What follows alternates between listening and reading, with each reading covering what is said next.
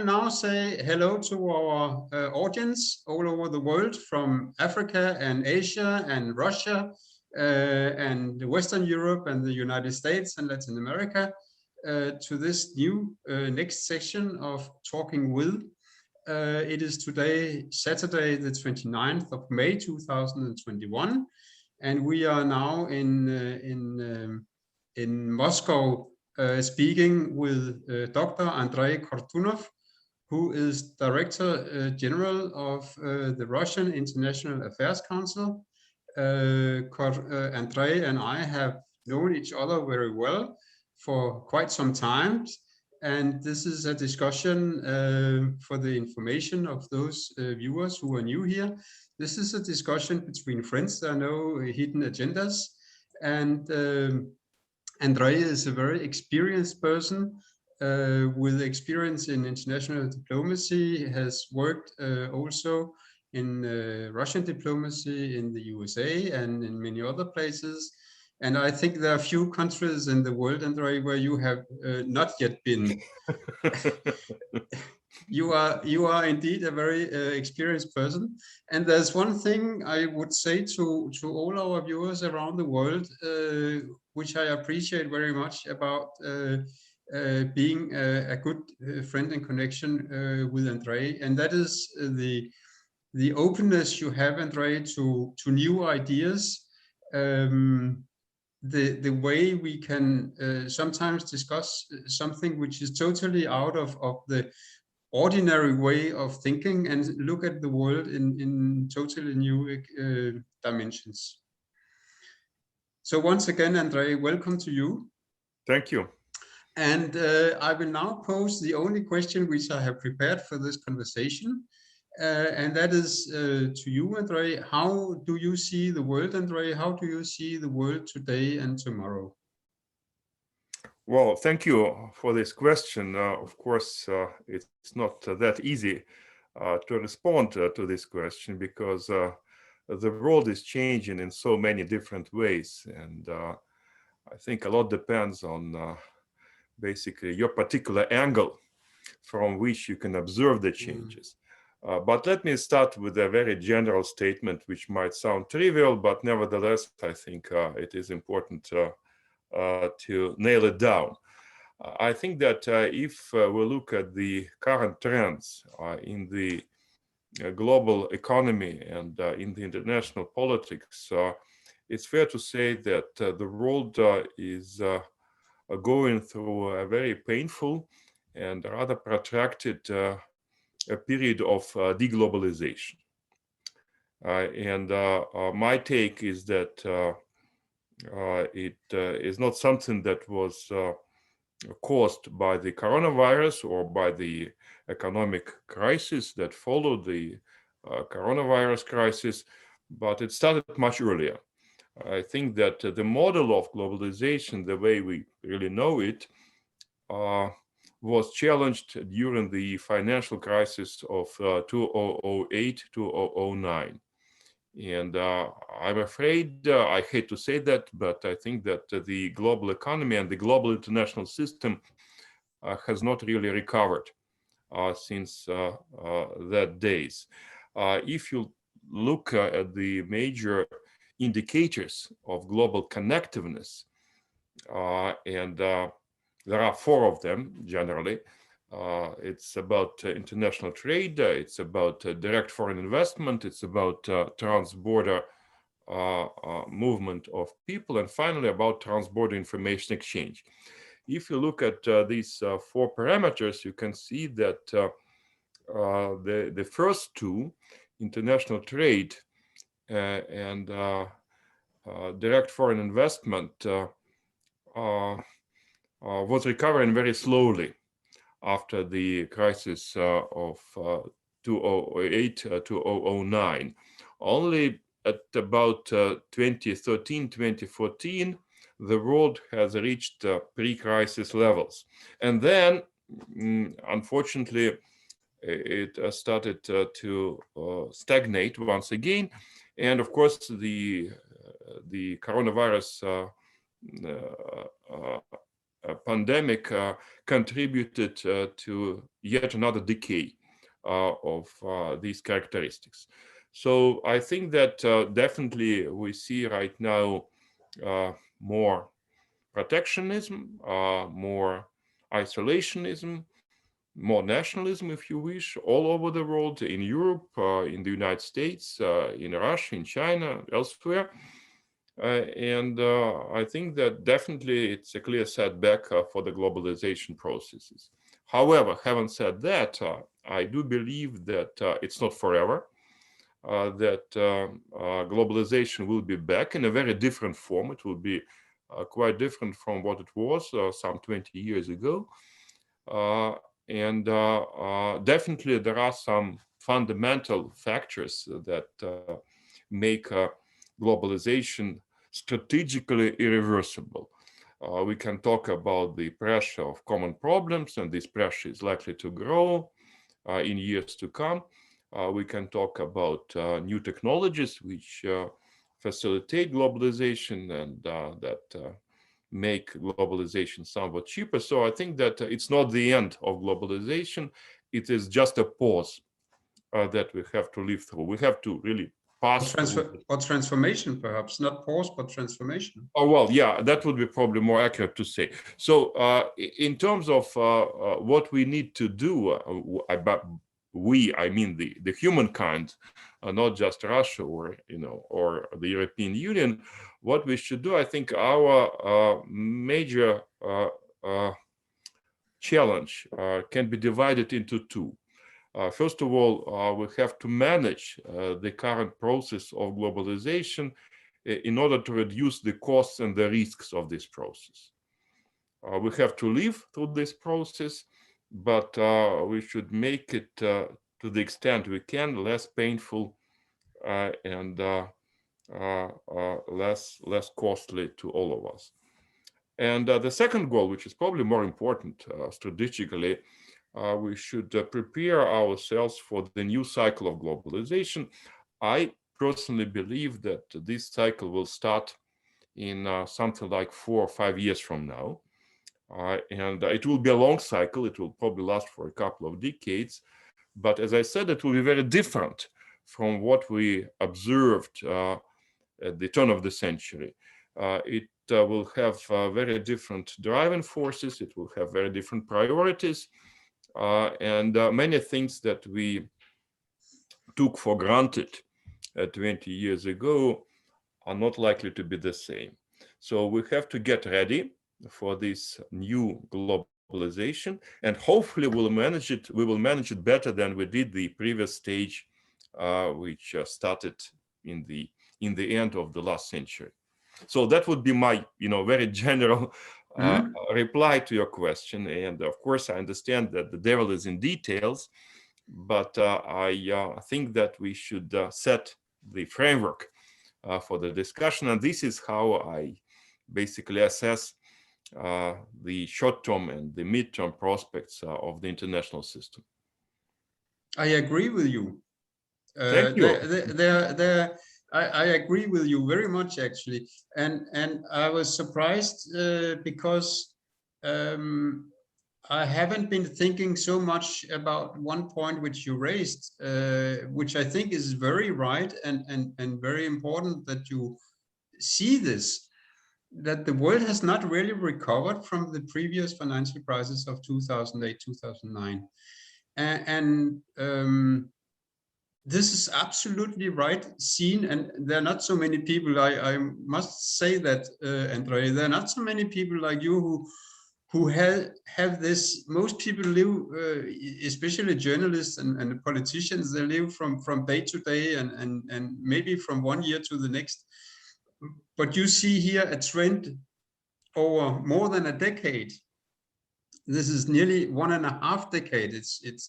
It's 12, 13 years ago when this break came in the financial with the financial crisis, and I think it is very important to also have, like you have here, this rather long view of la longue durée, as a famous French historian said, the long cycles in history which we have to manage.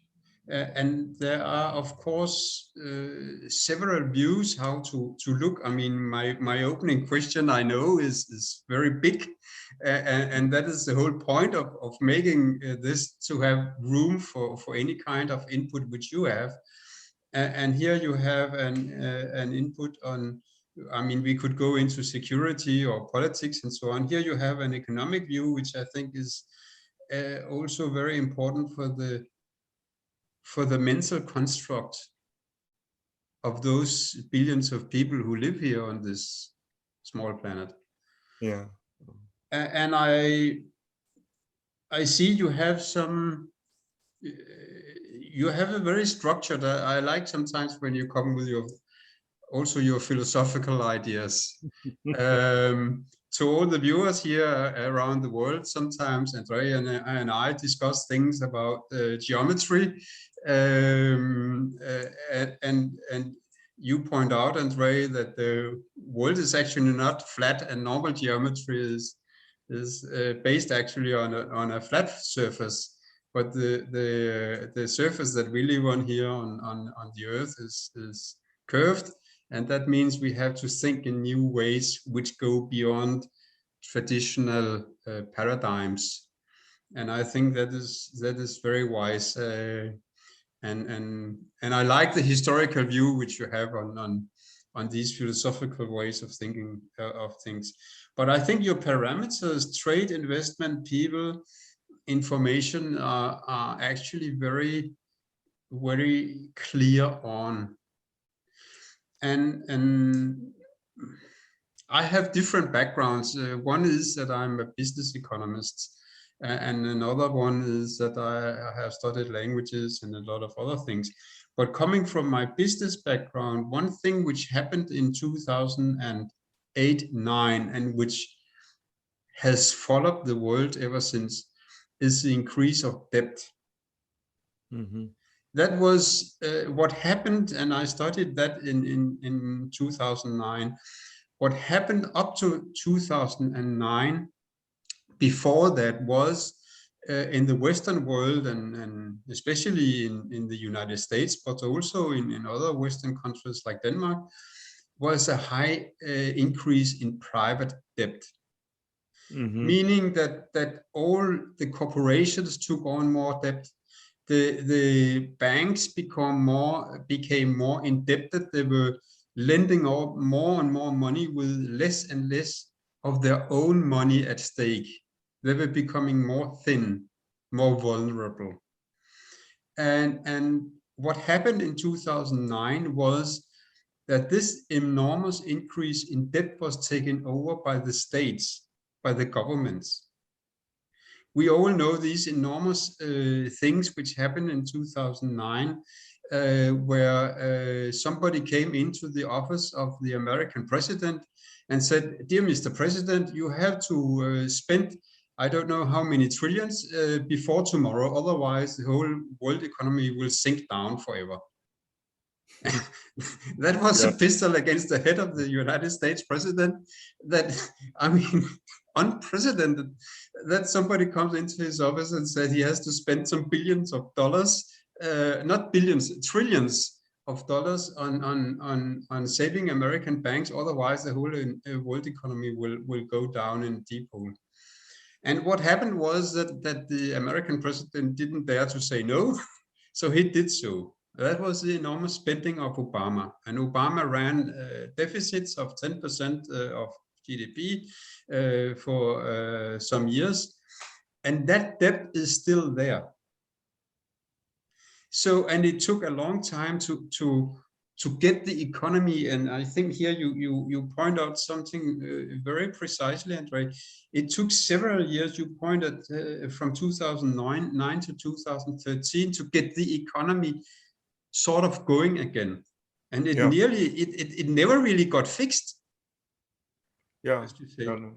No, let me just interfere here. First of all, let me say that of course I do appreciate all the efforts that were made by major economists in 2008, 09, in order to fix the international economic system. Indeed, it was the time when G20 started to operate, and there were some decisions on currency swaps, if you recall. And of course, in a way, the world was a better place 12 years ago than it is right now, because all major powers were ready to cooperate to rescue the global financial system. And that allowed to postpone some of the problems. And indeed, you're absolutely right. The price that they had to pay for that was a very significant increase of debt, private debt, but also public debt to some extent. And of course, major financial institutions started accumulating bad debts as well. So I think that there was a sigh of relief about 2010, maybe, when it looked at, okay, this crisis was a major shock, but we were able to somehow cope with the crisis. And I think that there was an important, maybe critical mistake committed at that point. Major players did not have incentives to go ahead with the restructuring of the global financial system. So they got essentially back to where they were before the crisis in very many ways. And that means that the crisis, the roots of the crisis are still there. And of course, what we have right now is that on top of these economic and financial problems, we've got new geopolitical challenges and issues that complicate the whole situation. Vladimir Putin made his famous Munich speech in 2007, and he warned in the West, or the United States in particular, that basically the unipolar model will not work, and basically we should look for something different. Nobody really took his words seriously at that stage, because the perception was, well, Russians always complain, and it's a kind of standard behavior of a decaying power which is losing its influence and is reluctant to recognize the realities. But later on, of course, we had more and more signals that it is not just the economic system which gets serious setbacks, it's also the political system. If you recall, in the end of 2010, we had the beginning of the Arab Spring. Nobody was ready to face this new phenomenon in a very important and very unstable part of the world.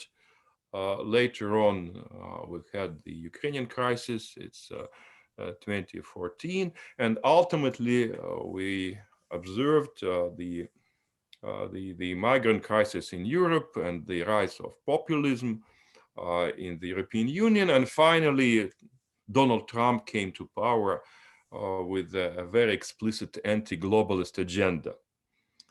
So I think that definitely we continued to slide down in terms of globalization, and this movement is reflected in the indicators of international trade and investment and in many other things. So the question is, many people here believe that it's irreversible, that we are moving from globalization to regionalization. I personally do not agree with that. I think that regionalization is not a substitute for globalization. Globalization will be back, but we have to go through what I would call a death zone.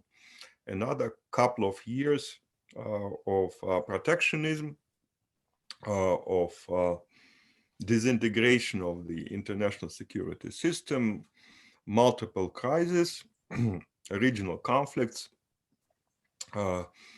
very difficult situation with international security.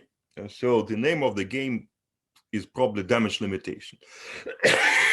On top of that, as you know better than I do, we have a major change in the balance of global powers.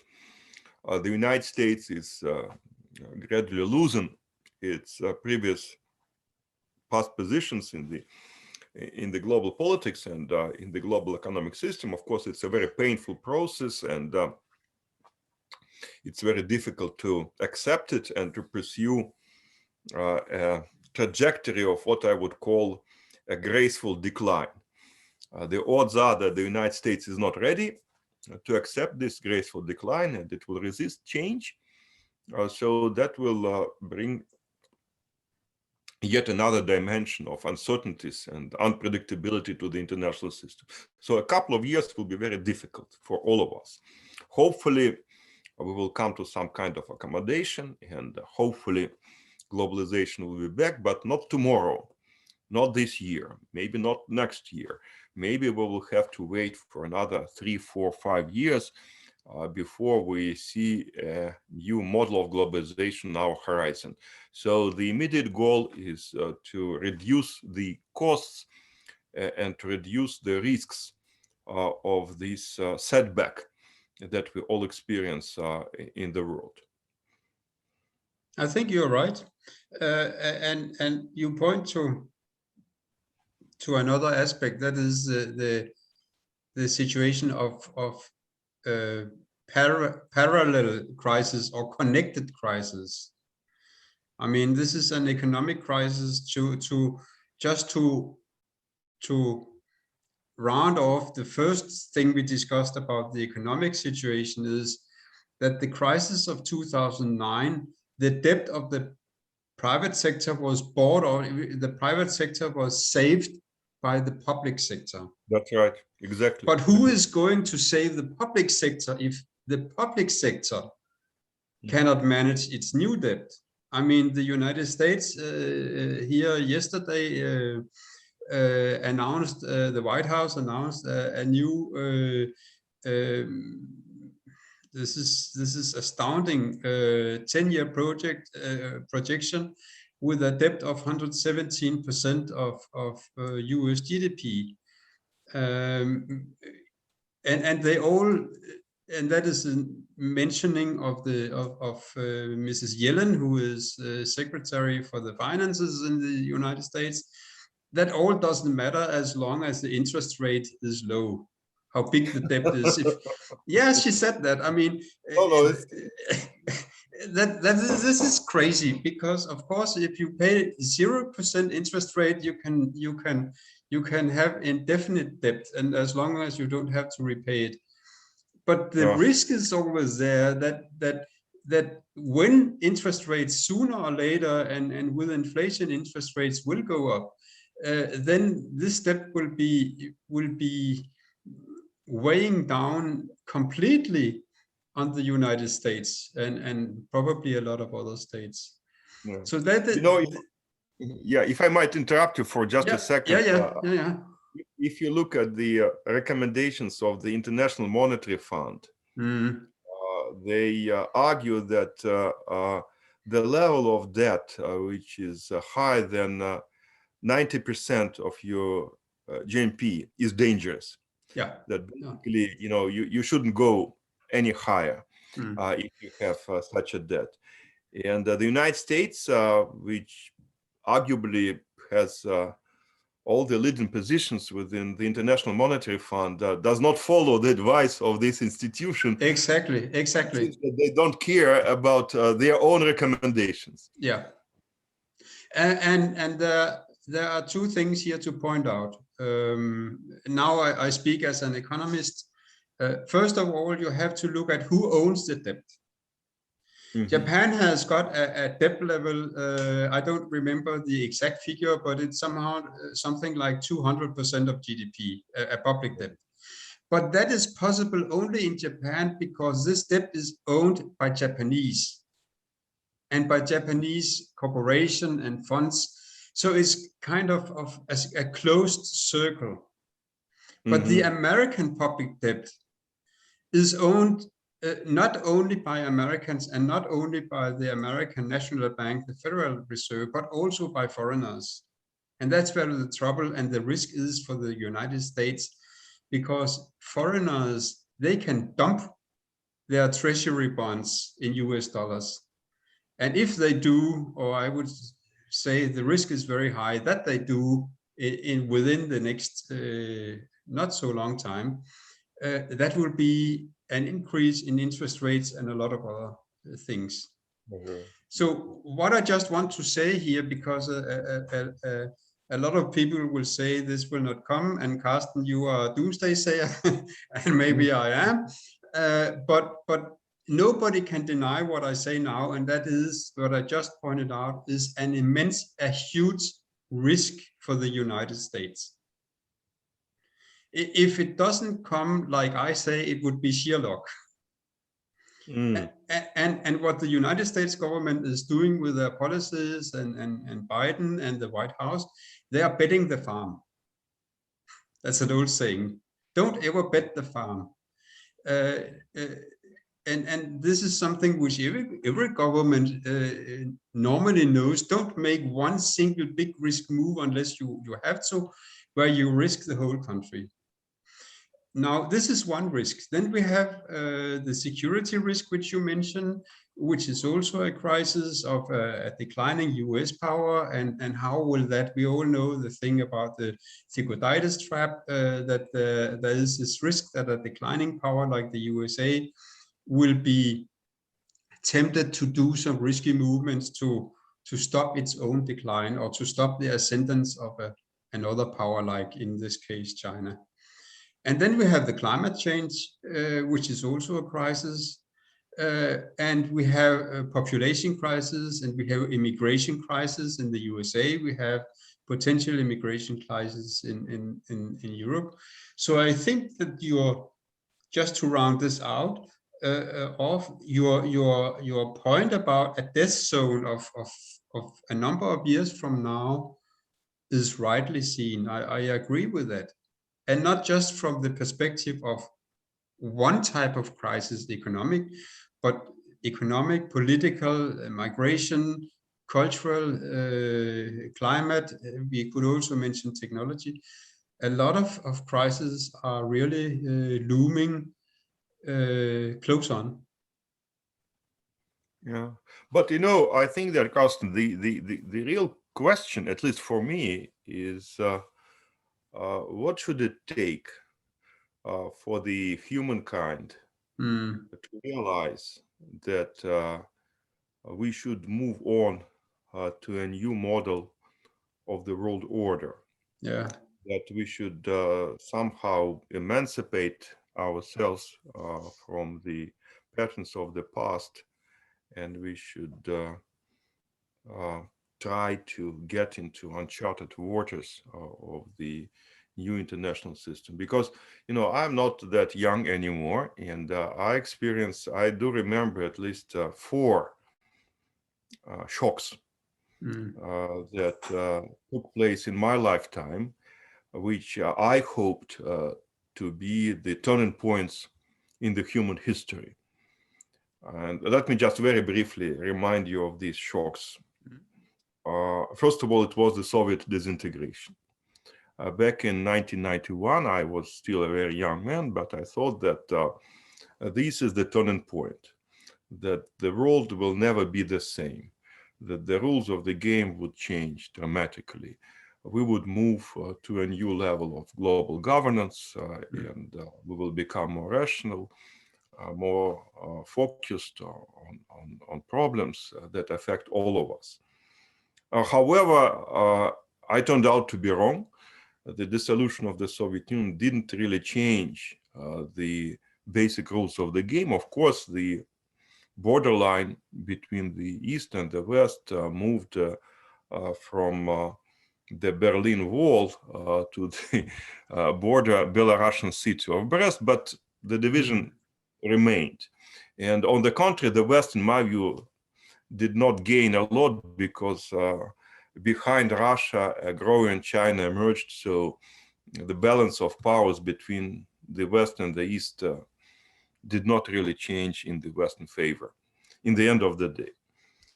The second opportunity, in my view, was after 9/11. And again, many of us thought, okay, yeah, well, it's a terrible thing.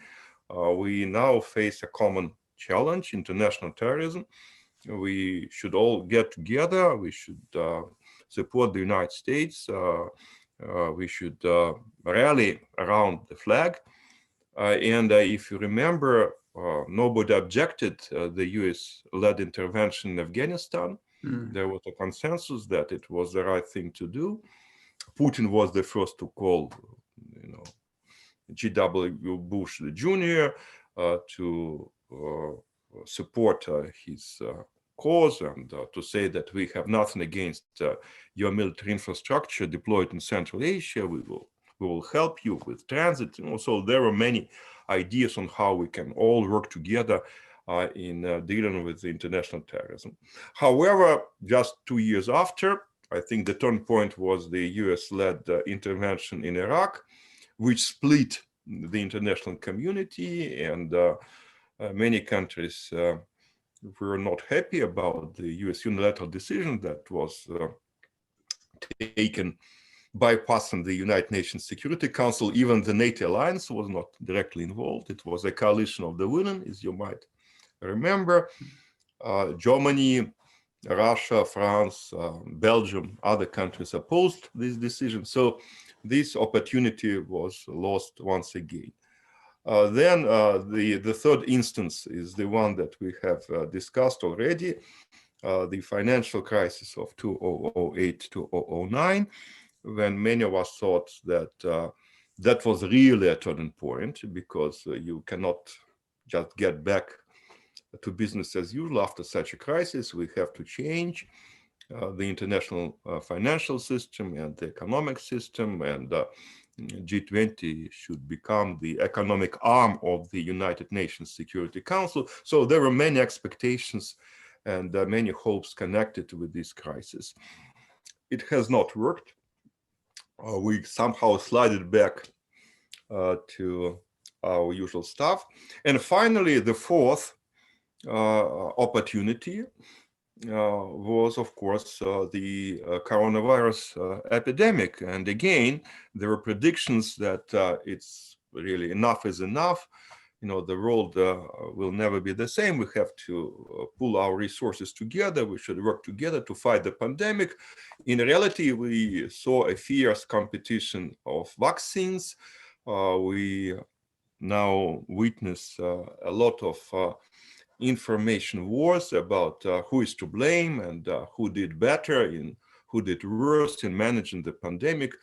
There is very little appetite for assisting poorer countries and the global south. We see a lot of what I would call vaccine nationalism. So my question then to you would be, okay, if all of these crises were not strong enough or profound enough to somehow unleash natural survival instincts of the humankind that would allow us to change the mode of our operations, then what should it take for all of us to realize that we have to change something, that the business as usual approach is suicidal, and that we might face a catastrophe of an epic scale not that far away from us? This is what I'm getting more and more concerned about, because if the pandemic, we already have almost 200 million affected. We have 3.5 million lethal cases. If it is not strong enough a signal, then what kind of a signal do we need? Is it a thermonuclear war? Is it, I don't know, a radical climate change that would create floods all over the world? Is it deficit of food? What should happen for us to realize that we should change the mode of our operations? That's a good question. If this is not enough crisis, I think an even bigger crisis will, how shall I put this, will be needed to change this. And you said, what will it take to make people avoid? You use some word I don't, I didn't catch the exact expression.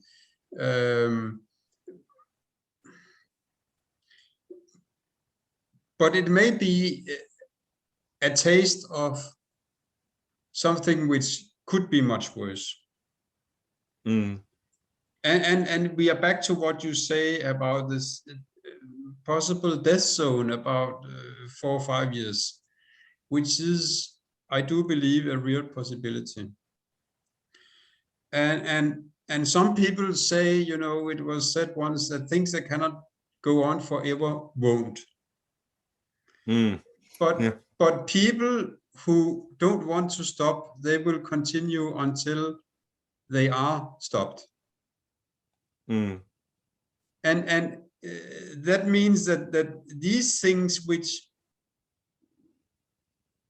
and you're right, I mean, there were some, there are numerous crises which have been here. You have not even mentioned the signs of the upcoming climate crisis and things like this.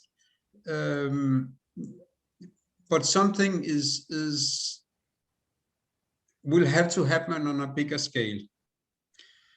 And what we see now is very interesting, because I think what is needed is a redistribution of power. And I agree with you that after some kind of what you call death zone of maybe 4 or 5 years, or could be 3 years, I don't know, or maybe longer, I don't know, but something, let's just put that up as a number, 4 or 5 years. There will be a new globalization in a new way, and then you discarded the idea of regionalization, but maybe regions would be kind of a new way to conceive of a new kind of globalization. But it means that the existing world order will have to be somehow sinking utterly down. And a lot of things have been said about the American hegemony, the American dominated world order, which really came up, you mentioned, as the first crisis around 1991, when the Soviet Union disintegrated at a horrifying speed. You had one power which came up on top, that was the United States. And we saw one movement that was with Trump.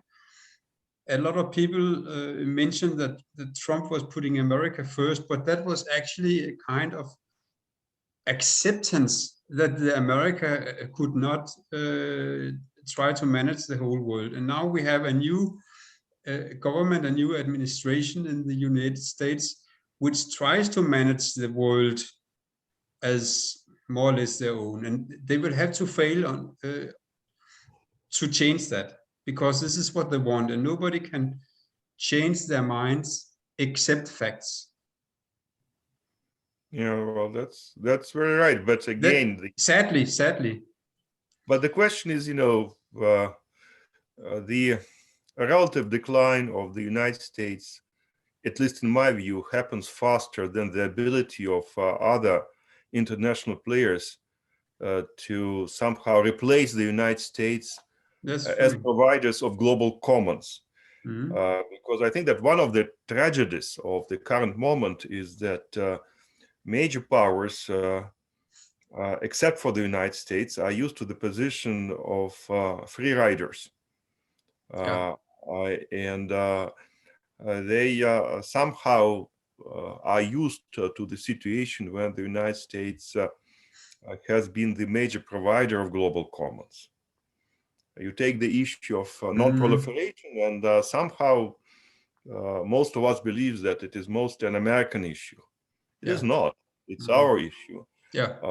you take the issue of the international financial system, and again, the perception is that, well, it's up to Americans to fix it, because after all, it's a dollar, which is the main reserve system, the reserve currency, sorry. So they should somehow fix it, but they are not in a position to fix it any longer.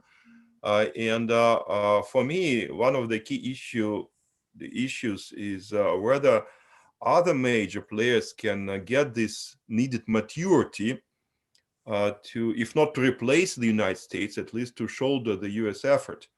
For example, we're talking for many years about the EU strategic autonomy, but I think that we can both agree that not a lot has been done in providing for such an autonomy.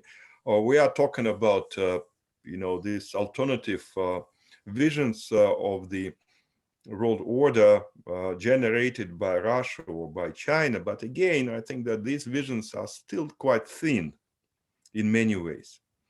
So I'm concerned that we will have this relative decline of the United States happening faster than the accession of other players to take more responsibility for the world at large. And that only confirms this vision of this death zone that we have to cross before things might start getting better. So I think that implies that we should at least try to avoid anything that might complicate our situation in the immediate future.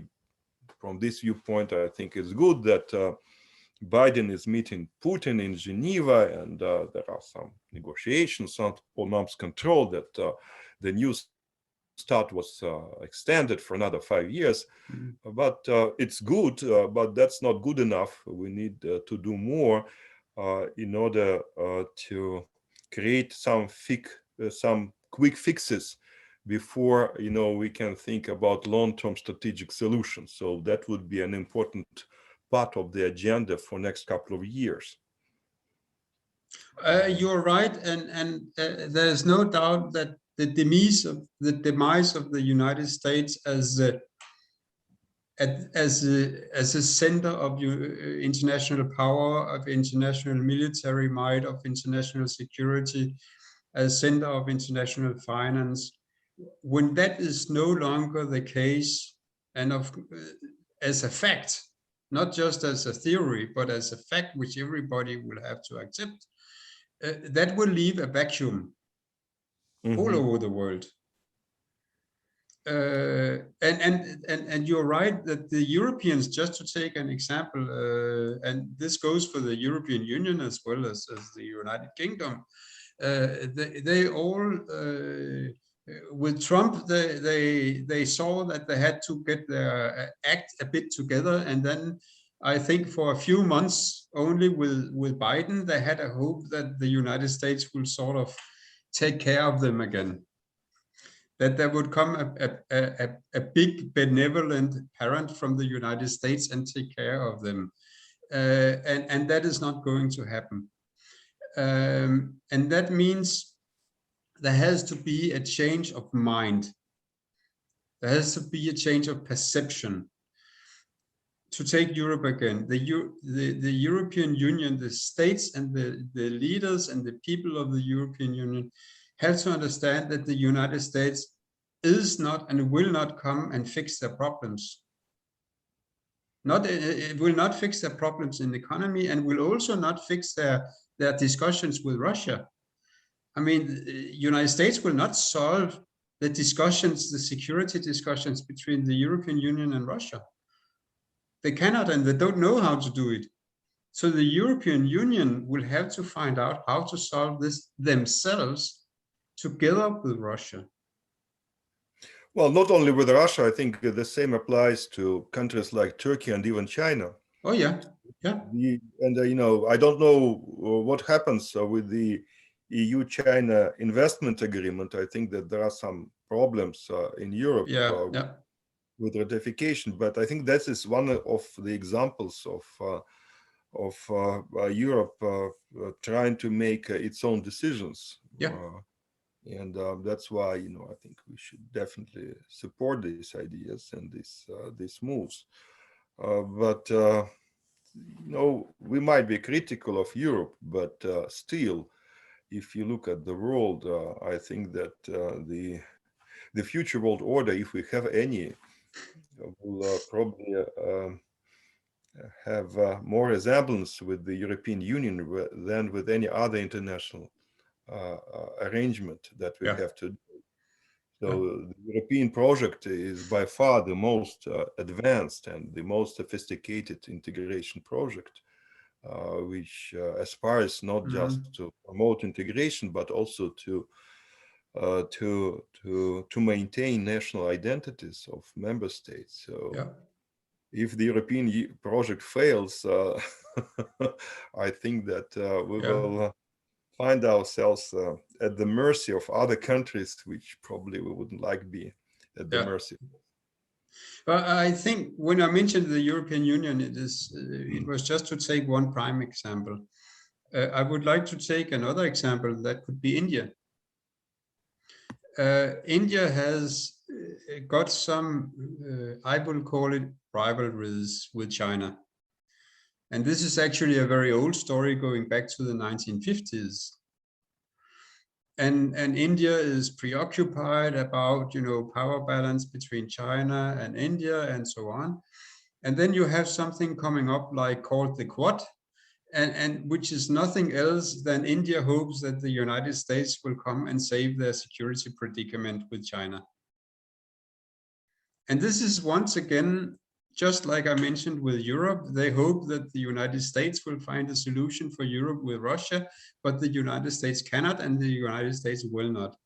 And the same with India in relation to China. India will have to find her own solutions with China because United States is not going to save India.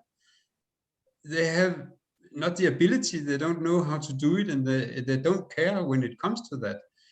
So India is also in the position that they have to find their own way to solve their problems without the United States. And so we can continue. We can take every part of the world and discuss this way. How will their situation be if they think there was no United States to come and save them? What would they do then if they were left on their own? Because there will be. Well, I agree with you, and I can tell you that just yesterday I had a luncheon meeting with the Indian ambassador to Russia, Hmm? and we discussed, of course, the geopolitical situation in Eurasia and this very complicated relationship between India and China. Uh, it's not easy, Hmm. and this relationship will always be quite complex and controversial. My personal take is that mm, basically China should demonstrate more generosity towards India because China is Mm-hmm. stronger in this pair, Yeah. so Yeah. there is more responsibility on the Chinese side. And we here in Russia, we had our own experience with China.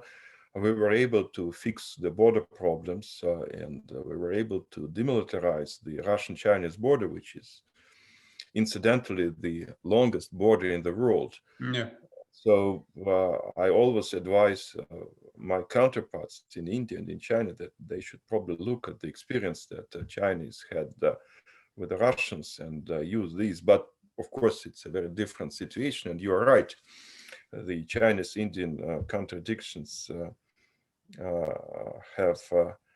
have a long track in history.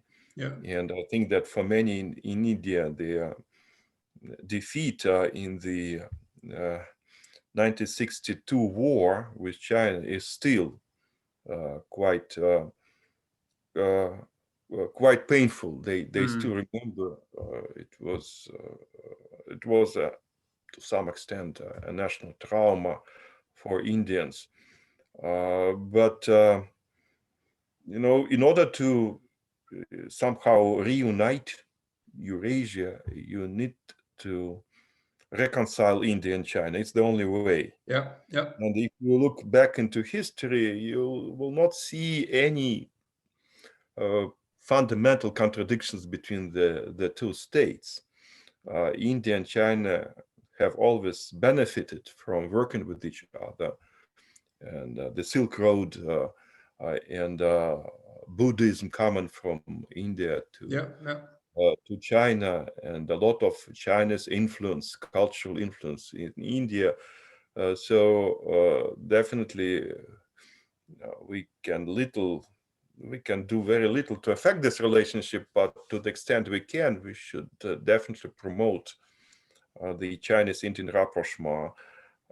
If this relationship is fixed, I think that it would be much easier for all of us to move ahead. yeah. I agree with you completely. And as you said correctly, there is no fundamental contradiction between China and India. And the war you mentioned from 1962, that is quite a while ago now. I'm sure that not very many Indians who are living today were living at that time. It's a kind of it's a kind of it's not no longer even a memory, a living memory. It is a narrative. That's right. And the portion of land which India said they lost, I'm not sure they even ever had, but some Indians may get angry with me if I say this now, but I'm not sure that India ever had really control of that piece of land. Anyway, that piece of land up in the far Himalayas, very few people, if any people, were actually living there. That's right. Yeah, So there's and this border between India and China across the Himalayas should be able to be managed in a very peaceful way. There are very few patches of land which they need to settle and agree on, and they would be able to do India with China, just like you said, China and Russia. I mean, that is another history. Russia in the times of the Tsar had a lot of imperialism in China, and that is also now forgotten. It is history, and China and India, China and Russia are now best friends. And I do believe that India and China, if they can find a path together, can be a very strong partnership. Yeah, I think so. There is a natural complementarity. If you look at the Yeah. trade, definitely it is growing, and China might become a major source of modernization for India. India is likely to surpass China quite soon in terms of the population. And definitely India is much younger than China is right now. So I think that many production lines will probably migrate over time from China to India. And I think this is natural. This is something which we should accept. But if you want my take, I think that the real problem of the 21st century will not be China, not even India. The real development problem will be Africa. Because by the end of the century, we will have approximately 40% of the global population living in Africa. If you look at the urban situation, it will not be about New York or LA or even about Shanghai or Karachi. It will be about Lagos, about Dakar, about Cairo, about Addis Ababa, about such places. And of course, Africa will suffer from the climate change much more than any other part of the world. And we already see, these African Great Lakes melting, and the vegetation season shrinking.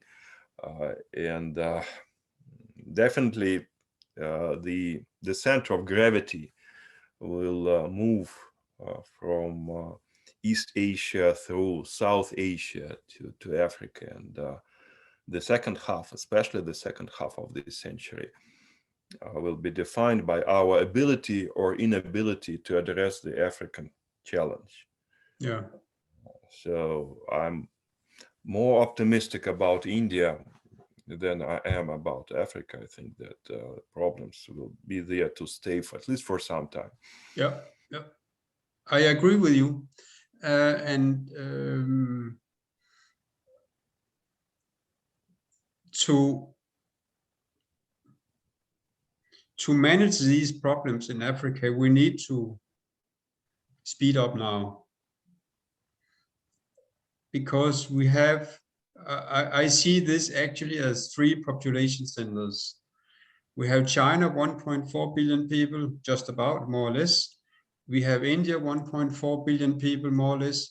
And we have Africa, 1.4 billion, more or less. That's right. And Africa is politically uniting, not as fast as could be hoped for, but still they are uniting at some speed. But a lot more needs to be done, because I think if we think in what can be done within 1 or 2 years, we will be, some ways disappointed. But if we start now and see what can be done, starting now, speeding up now, what can be achieved in 20 or 10 years, I think we will be positively surprised if we start this now. Mm-hmm. No, that's right. But in order to start, we should somehow overcome the current disagreements and these clashes of situational interests and the egos of politicians. And so far, we're not yet there. And it is not clear how we can get there. I have some hopes connected to the generational change in the global leadership. I think that this generation, these people who run the place today, who are in their late 60s or in their 70s, are likely to leave the scene in a couple of years from now. So maybe the new cycle of globalization will coincide with the generational change in political leaderships of many countries. And I don't want to say that the new generation is necessarily better or wiser than the old one, but they have a different perspective. They have a different vision and a different set of priorities. So I can project this major generational revolution, if you wish, around 23, 25, 26. And that might be also the moment when a new cycle of globalization is going to start. So that's why maybe we should be moderately optimistic about what will happen later on in this decade. I do believe that the thing we talked about, what you call the death zone, I do believe that change in circumstance, change in global facts are necessary and will come to change the minds of leaders. And this is not just about, I do believe, a generation of leaders. If we take Deng Xiaoping, he was not a teenager anymore when he totally changed China, a country of 1.4 billion people. This was a total change of mindset. Nelson Mandela was also not a teenager when he managed to change South Africa in an absolutely complete way. And when I look at the young political generations in the United States on the left and on the right, somehow they are stuck in some positions which are unsustainable, both on the American left, far left, and on the American far right, and even in the American center, which is now ruling. So all across this political spectrum, and here United States is just an example. There need to be a new kind of circumstance to change the minds. Yeah, yeah. Well, I fully agree. I think that in the end of the day, it's about change of the minds rather than about the change of our environment. Yeah, yeah. So we have spent now about 1 hour talking. This is not an absolutely fixed limit, but I will say right now, do you have more things on your heart to say or questions you want to put to me, Andrey? That's fine. I think that we had just a second. Let me just check. Да, алло. Да, у меня включение, я сейчас просто, да, слушаю. Нет, ну да.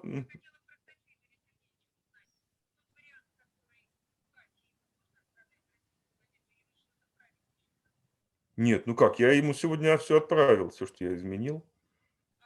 Так что он должен посмотреть, да. Sorry. No, it's Sorry. okay. Yeah. I'm sorry, I do not speak Russian better than I only know very few words. I don't speak Danish, unfortunately. By the way, you know that I was really shocked to find out that your former ambassador Per passed away in earlier this year. Mm. We worked with him quite a lot, but it's really a pity that COVID takes the best of us.